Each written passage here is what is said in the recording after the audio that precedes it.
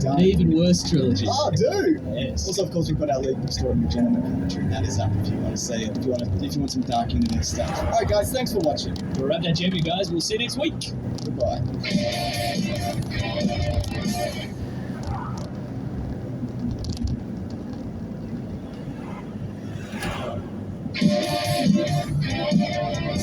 Worst time in the world ever, mate. Well, maybe not ever. It's a bad time in the world now, isn't it? 2020, the year 2020. Of the year we're currently in. Yes. No, Absolutely. I mean, you know, it has its ups and downs, hasn't it? Mostly downs, almost exclusively downs. I was trying to think of a good thing, but I couldn't. Here's a good thing, though. Movies made in the past, set in the year 2020, that are also apocalypse movies. We're going to do a few of them, aren't we? Sounds grim, but all right, let's do it. Starting with 2002's Rob Bowman's Reign of Fire. Is that the whole title? That's the whole title. The thing about this movie is, if you saw the trailer, it's like the year 2084.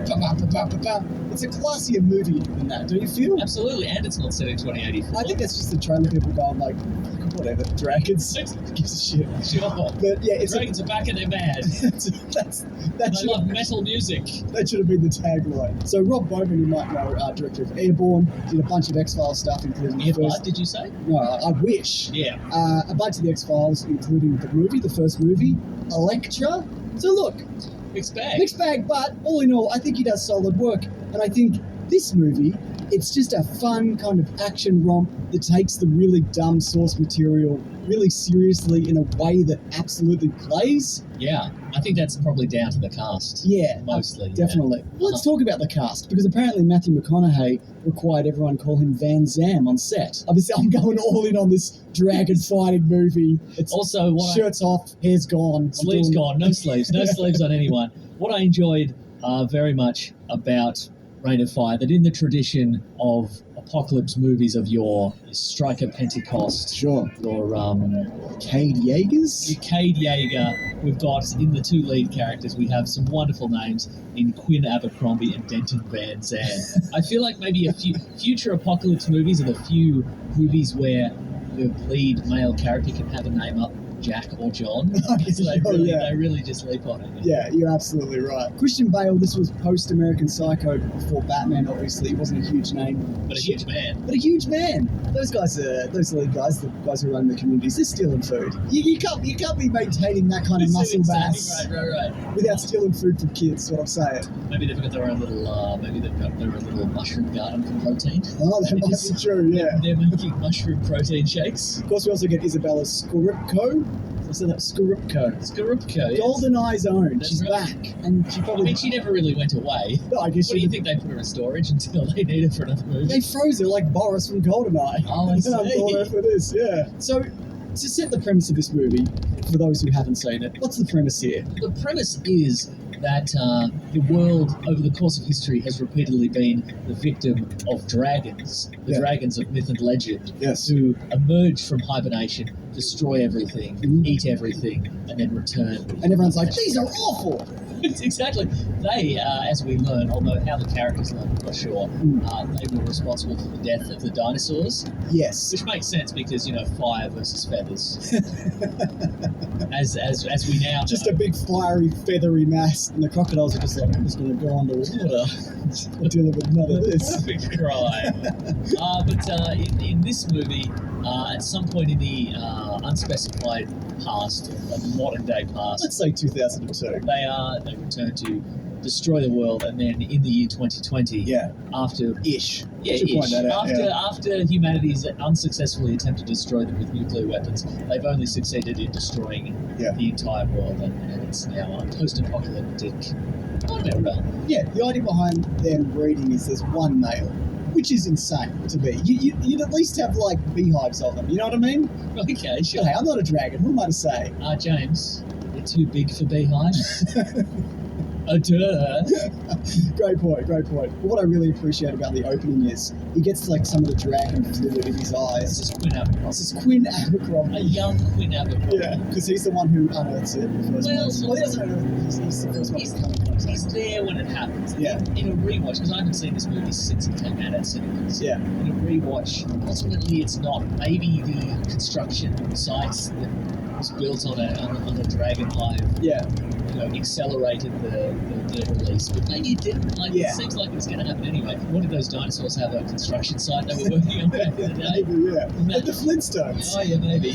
But when he gets the liquid in his eyes, I remember when I first saw this, I'm like, it would not get fucking dragon vision or a telepathic link to a dragon. And they do away with all the magic and myth, which I really appreciate. Because as I mentioned, they're just fucking awful.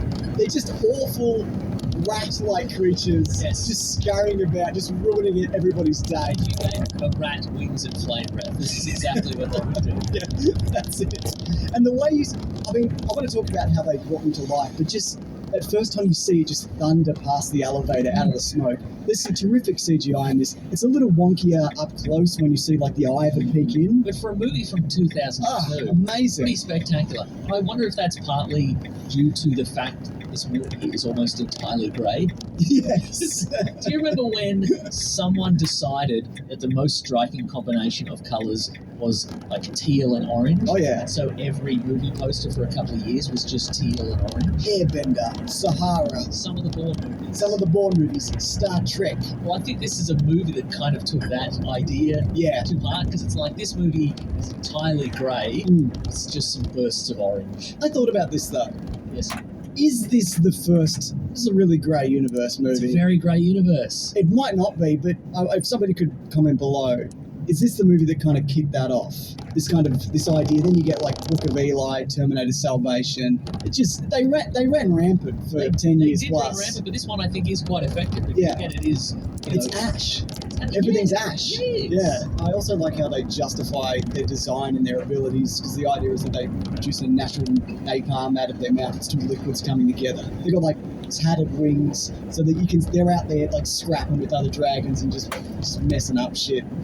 Yeah, they feel really real and tangible in their design, and I think a big part of that is also you don't see a lot of them. There might be maybe 6 or 8 minutes of dragons in this actual movie, and a lot of the times it's obscured and it's from the perspective of the ground. You get more of it kind of at the end, in the final showdown, but I think that really adds to it. Unlike Dragonheart, which came like 5 years, more than that, a few years prior, it's very much in the open. It's a dragon walking around on all fours and talking. Yeah, look, it's Dragonheart. What do you want? I enjoy it. I want a dragon speaking with the voice of Sean Connery. That's what I want. And I got it, and I will forever be satisfied. That's right. Did you watch any of the sequels?